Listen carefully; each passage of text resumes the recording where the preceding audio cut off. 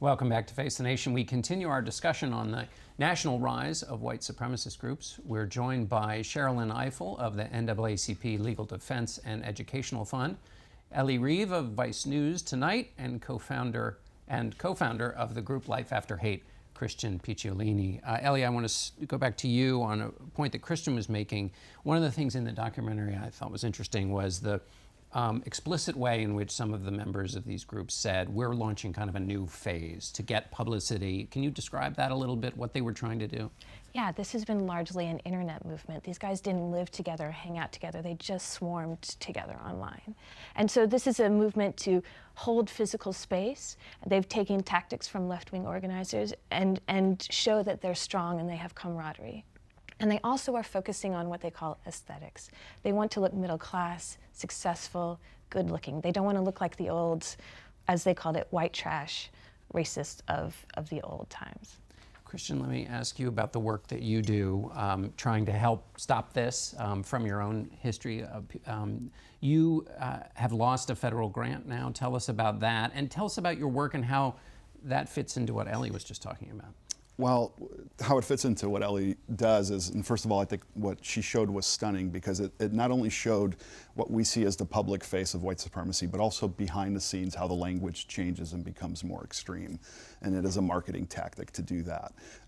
Under President Obama, my organization, Life After Hate, was awarded a $400,000 grant to help combat far-right extremism. And when President Trump took office, immediately that grant was rescinded. We were the only organization of the pool of grantees that was focused on white supremacist extremism and disengaging people from that movement. And we do that in a non-aggressive way. Everybody at Life After Hate is a former extremist. So we understand the motivations of why people join, but more importantly, we understand what it takes to get out of these groups. And quickly, what are the motivations? I mean, there are the obvious ones, but what's the key? You know, ideology is not the driver for radicalization. It's a search for identity, community, and purpose, a broken one. And if there's a brokenness underneath that person, they tend to search for those in really negative pathways. Sherilyn, let's talk about Congress, about the response to this. There's been a lot of commentary, but what do you look for next in terms of matching public action with the sentiment that has come out in response to Charlottesville? Well, I think this is really important, and I hope it doesn't get lost, because I think there's a powerful role for journalists like Ellie and the extraordinary film that she made and the extraordinary work of Christian. But there are also policy decisions that we should be expecting our leaders to make to deal with white supremacy. The United States Congress just a few weeks ago, by a vote of 51 to 42, approved a judge for the Federal Appellate Court of Appeals who ran a right-wing blog and regularly linked to birther articles and articles from white nationalist websites. I mean, Congress knew this. They're supposed to be looking at these judicial nominees and making sure that these judicial nominees are in the mainstream and are not extremists. The grant that Christian just talked about, the cabinet of the president and the coterie surrounding him, Sebastian Gorka and others, this is Congress's job to vigorously look during the confirmation process at each and every one of these individuals and to make sure that they don't have these kinds of connections.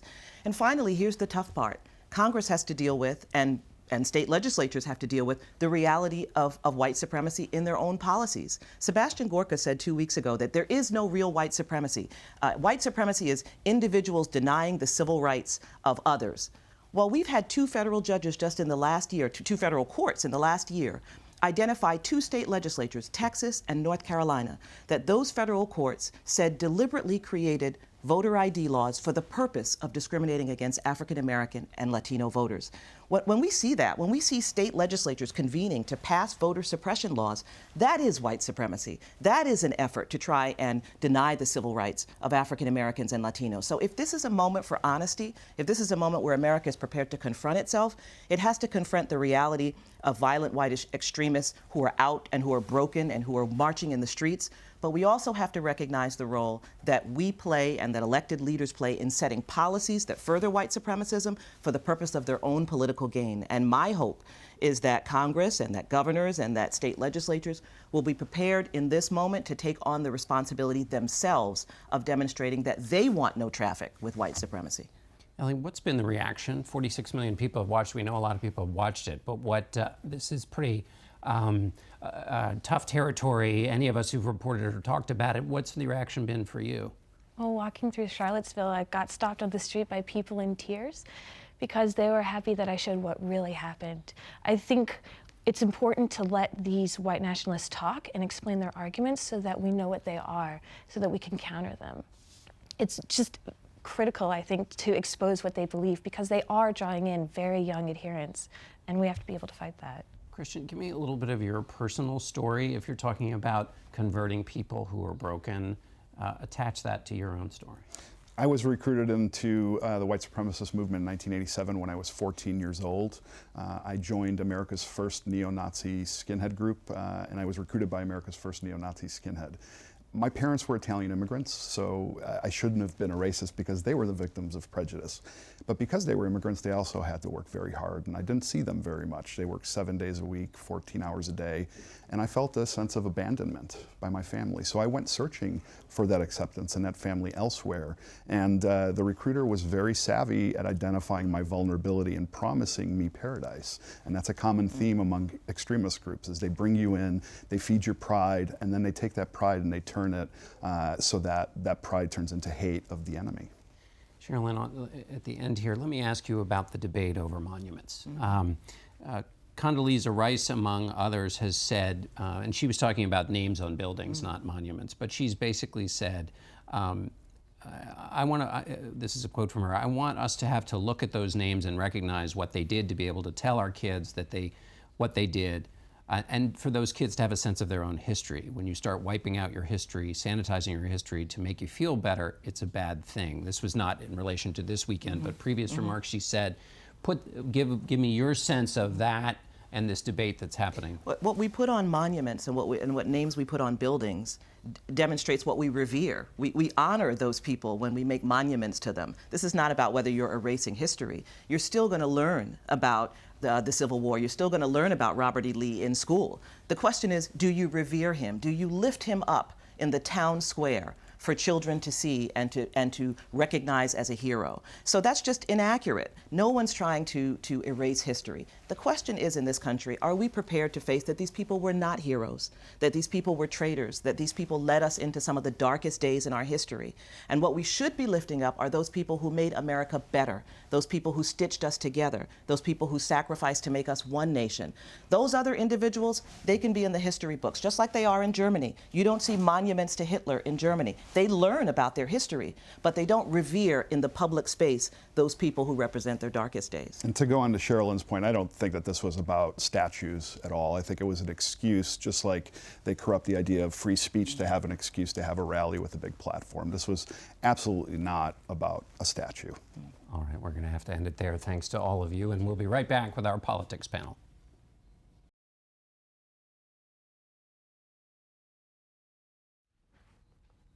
And we turn now to our politics panel. Julie Pace is the Washington bureau chief for the Associated Press. Jamel Bowie is a CBS News analyst and Slate's chief political correspondent. We're also joined by the editor-in-chief of The Atlantic, Jeffrey Goldberg, and the National Review's executive editor, Reihan Salam. Jeffrey, I want to start with you. The president's been involved in a lot of controversies. He's been criticized by his party at times. Is this a vast difference? Is this just the latest in controversial things this president has? It's a break, but it's not the decisive break because the Republicans in the main are still with him, even elected Republicans who are privately disgusted. But on the other hand, it does represent a kind of a break, especially his equivocation on Nazism. Nazism is literally the easiest thing for an American president to condemn. His instinct was to equivocate, to play a game where both sides have a point.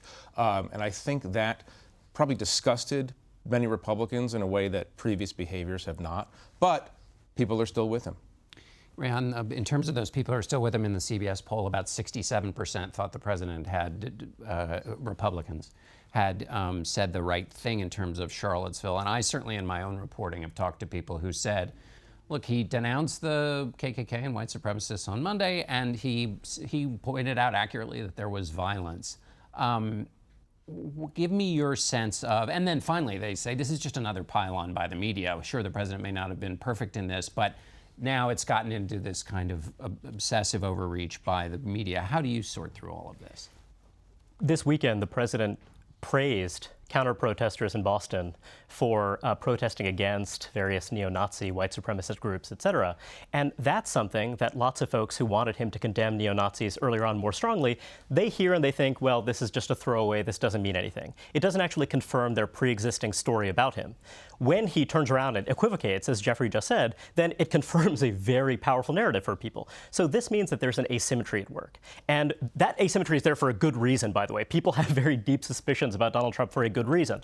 But if he's going to counter those suspicions, he has to take very strong and clear actions to convey that, no, I'm in fact very sincere when I say that I'm on the side of those who are protesting against white nationalists, neo-Nazis, the Ku Klux Klan, and all the rest. So the problem is that he does these things, he does enough to make people who are inclined to give him the benefit of the doubt the opportunity to say, hey, he's actually trying to be reasonable here. People are not being fair to him. And I think that that's the tension. That's why you see this difference between the two constituencies. And the other danger for Republicans is that we could be at the beginning of a moral cascade. If you look at opinion on, let's say, same-sex marriage, circa 2006, 2007, it was one thing. It became something very different, in part because people who are opposed to same-sex marriage, they frankly weren't always very disciplined in how they communicated. They weren't always actually making their argument in the most persuasive possible way to people who were inclined to believe that they weren't motivated by bigotry. So you could be seeing something very similar here. If you believe that the Confederate monuments are about heritage and what have you, you actually have to be a lot more careful than a lot of folks, the president included, have been. Jamil, it seems like the president, in linking what happened in Charlottesville to the monument, has actually created a challenge for anybody who might have the heritage. And I've got emails from them this week who said, they do feel support for the history of Robert E. Lee, but they feel like now, because of this linkage, they can't make the case. Is it possible, as Rehan says, for the president to get on the other side of this? I really think last Saturday was decisive here. That last Saturday and this past Tuesday were such sort of violations of what people think presidents should do, were so frankly shocking to a lot of people that I'm not sure it's possible for him to recover back, regroup and make an argument here that actually makes the heritage case but doesn't sort of apologize for bigots, doesn't sort of gesture in that direction. I really think it's too late there. I want to add, though, on the politics of this, that it often seems like Trump is not losing any support from his voters, but a recent poll, a new Marist poll, came out today that shows him basically in the mid-30s with his voters in Michigan, Pennsylvania, and Wisconsin. And when asked if they were embarrassed by him, 2/3 of voters, registered voters in that state, said that they were. And so I do think, and this poll was taken over the last week, so I do think that we are seeing this is harming him politically in ways that may not yet trickle up to Republican elected officials, but definitely matter on the ground. Julie, another thing that happened this week, to Jamel's point about how it may affect Republican elected officials, we did see Senator Corker, the chairman of the Senate Foreign Relations Committee, make a different kind of argument. This wasn't just saying that the remarks about Charlottesville were off, but he said the president lacks the stability for the job. That did seem different. It was different. And I think it's an open secret in Washington that Republicans for months have questioned the president's temperament. They have questioned his competence, whether he can actually fulfill some of the basic functions of the job. What we saw this week is Corker expressing that publicly. And we at AP fanned out around the country. We talked to Republicans in places like Wisconsin, in South Carolina, Kentucky, Republican strongholds. And over again, we heard Republicans saying things publicly that they had only been saying privately. I think it's important to note, though, that those Republicans did not have an action plan. There is no sense of a way forward here in terms of separating from President Trump. And that's where this really gets down to. Will Republicans do something in terms of action that puts them at odds with the president, or are they still going to fall in line when we get into the tax reform debate in the fall? Well, and let's go to that, Jeffrey. What our Republicans spoke out in various different ways about the president this week, but do they all kinds of other kinds of actions are being talked about. People are saying, you know, that certain White House advisors should leave. People are saying that Republicans should be more specific or stay constant in their attacks on the presidency. What's realistic? Right. Well, what's realistic is that nothing really is going to change. I don't think there's any appetite on the part of the Republican Party to engage in, let's say, an impeachment process. Certainly zero desire. A lot of people on the left, among Democrats, assume that this presidency can't go on because of what they see as the absurd quality of it. But this moves toward more and more paralysis. I think 2018 is decisive, and I think they're sitting there going to Julie's point. They don't have a plan. They pray every night that he doesn't tweet the following morning. That's their plan. And go ahead, Rand. Well, the role of the president in our system is to be both the head of state and the head of government. There are some presidents who've been great heads of state and not great heads of government.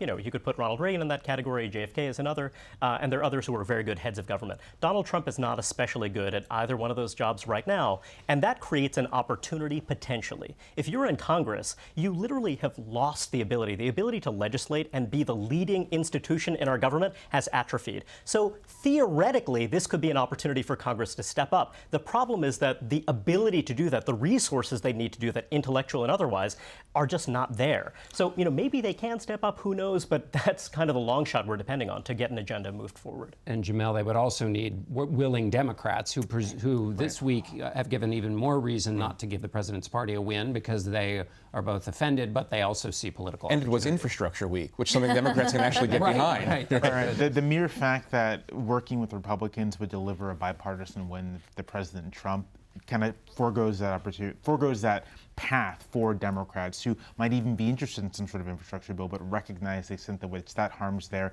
immediate short-term political prospects. And I don't think necessarily that that's a bad decision to make for them, in part because President Trump has shown himself to be so transgressive on issues like racism, has shown himself to not be looking towards a united American polity, but focusing on a very specific base and not offending that base, even as those people are offending many other people. So Democrats choosing to say, we're going to not work with Trump for a variety of moral and political reasons, I think makes a lot of sense. I do think, though, it's important on the Democratic front. A lot of Democratic activists that I talked to this week were very energized, but a lot of Democrats I talked to who are working on 2018 House and Senate races were a little more nervous because they recognized that in 2016 they ran on a anti-Trump message. They focused on these questions of morality. In some cases, they focused on these questions of race, and they lost. And they really feel like the party needs to get an economic message that this focusing on this is not going to be enough next year. Steve Bannon, as he departed the White House, made this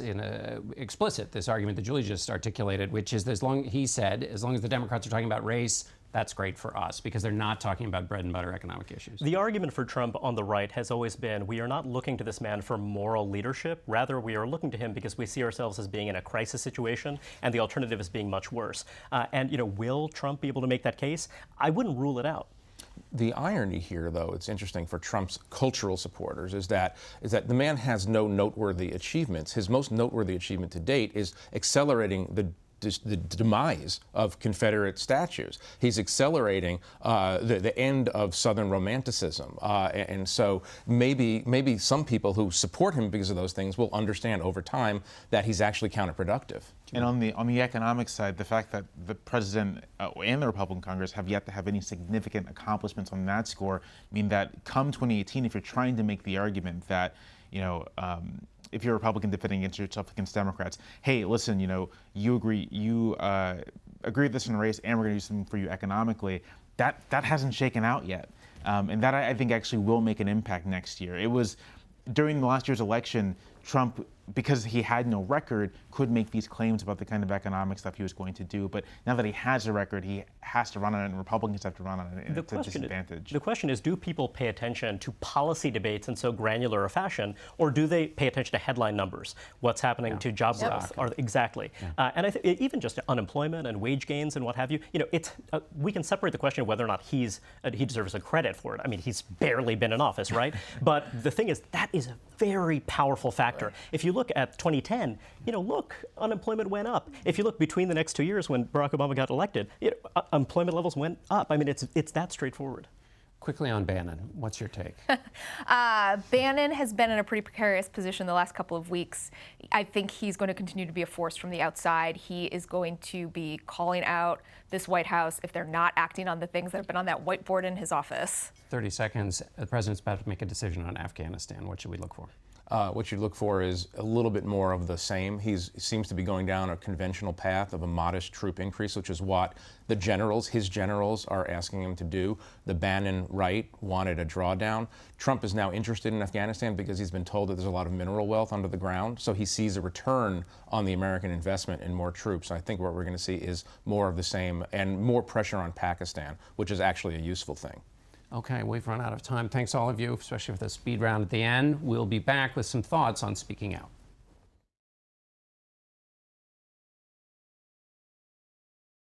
In the modern presidency, the chief executive is expected to respond to anxious national moments with words that stabilize the country. President Trump chose a different route. He did not give a stirring speech of unity or create a national gathering point around common ideals. He spent his passion on other things. This created an opportunity for others. For clarity about hate, there was a stampede. 4 previous presidents spoke out against bigotry and racism. 5 of the 7 members of the Joint Chiefs of Staff did. Former House Speaker Newt Gingrich was succinct. Good people, he said, don't march with neo-Nazis.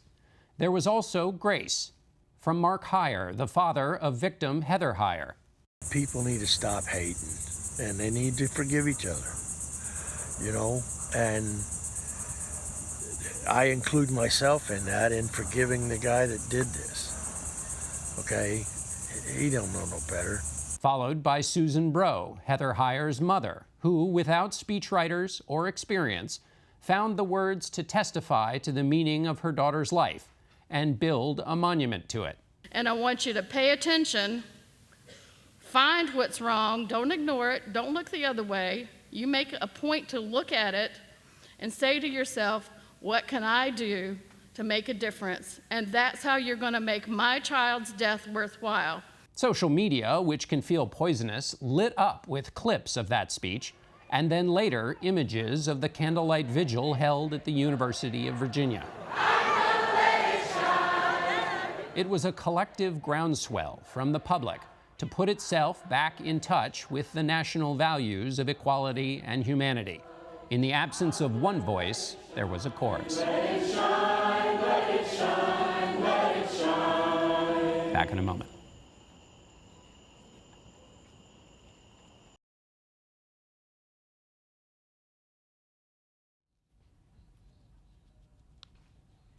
Be sure to join your CBS station tomorrow for special coverage of the solar eclipse. CBS News will have a special report at 1 p.m. Eastern. That's it for us today, though. Thanks for watching. Face the Nation. I'm John Dickerson.